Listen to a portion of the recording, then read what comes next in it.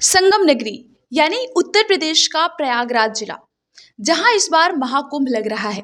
महाकुंभ 13 जनवरी 2025 से शुरू होकर 26 फरवरी तक चलेगा, जहां देश विदेश से 40 से 45 करोड़ श्रद्धालुओं के आने का अनुमान है। जहां इस मेले में दुनिया के सबसे बड़े धार्मिक आयोजन अखाड़ों में शाही स्नान से लेकर बहुत कुछ देखने को मिलेगा। आज हम आपको बताते हैं कि कुंभ और महाकुंभ क्या है, इसके शुरू होने के पीछे की पौराणिक कहानी क्या है। पौराणिक कथा के अनुसार कुंभ की कहानी सागर मंथन से निकले अमृत को पाने के लिए युद्ध से शुरू होती है।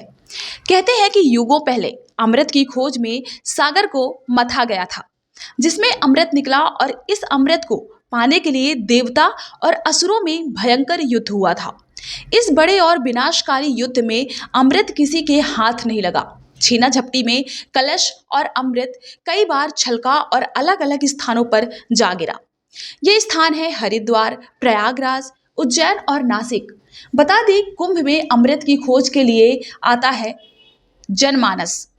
अमृत की खोज भारतीय जनमानस को एक साथ एक जगह ले आती है, जहां पवित्र नदियों के बहते जल के आगे सभी की सारी अलग पहचान छिप जाती है और वह सिर्फ साधारण मनुष्य रह जाते हैं।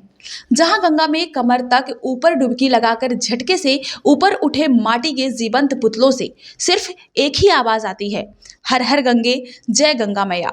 वहीं गंगा घाट वह जगह बन जाती है जहां सांसारिकता के सागर का मंथन होता है और इस मंथन से एकता की भावना का अमृत मिलता है। जिस आयोजन के तहत यह पूरी प्रक्रिया होती है वह महाकुंभ कहलाता है। बता दें, कथा के अनुसार सागर मंथन में अभी अमृत कलश बाहर आया ही था कि इसे लेकर असुरों में होड़ मच गई कि वह इसे देवताओं से पहले अपने अधिकार में ले लेंगे और वे पी लेंगे। जहां राजा बलि की सेना में उनका एक सेनापति था, स्वैर भानु। वह जल, स्थल और आकाश तीनों ही जगहों पर तेज गति से दौड़ सकता था। उसने अमृत कलश को एक पल में ही धवंतरी देवता के हाथ से झटक लिया और आकाश की ओर चला गया। इसी बीच अमृत कलश को लेकर छीना झपटी होने लगी। इसी छीना झपटी में कलश से अमृत छलका और पहली बार हरिद्वार में इसकी बूंदें गिरी। इस तरह हरिद्वार तीर्थ बन गया। दूसरी बार अमृत कलश छलका जो वहां गंगा, यमुना और सरस्वती के संगम स्थल प्रयागराज में गिरा। इस तरह यह स्थान तीर्थराज बन गया।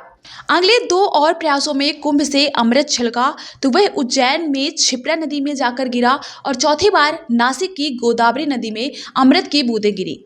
इस तरह गंगा नदी में 2 बार, इसके अलावा क्षिप्रा और गोदावरी नदी में अमृत की बूंदें गिरी और इनके किनारे बसे हरिद्वार, प्रयागराज, उज्जैन और नासिक में कुंभ का आयोजन होने लगा।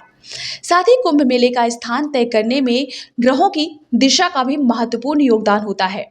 इसमें सूर्य, चंद्रमा और बृहस्पति ग्रहों की स्थिति महत्वपूर्ण होती है। जब सूर्य और चंद्रमा मकर राशि में होते हैं और बृहस्पति वृश्चिक राशि में, तब कुंभ मेला प्रयागराज में होता है।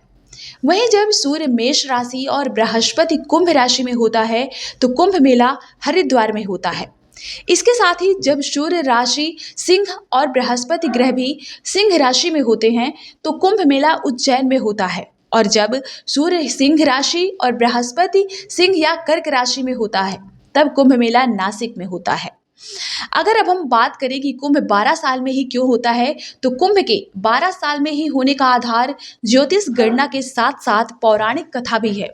ज्योतिष गणना के अनुसार जब बृहस्पति ग्रह मेष राशि या सिंह राशि में प्रवेश करता है और सूर्य चंद्रमा की स्थिति विशेष योग बनाती है, तब कुंभ मेले का आयोजन होता है।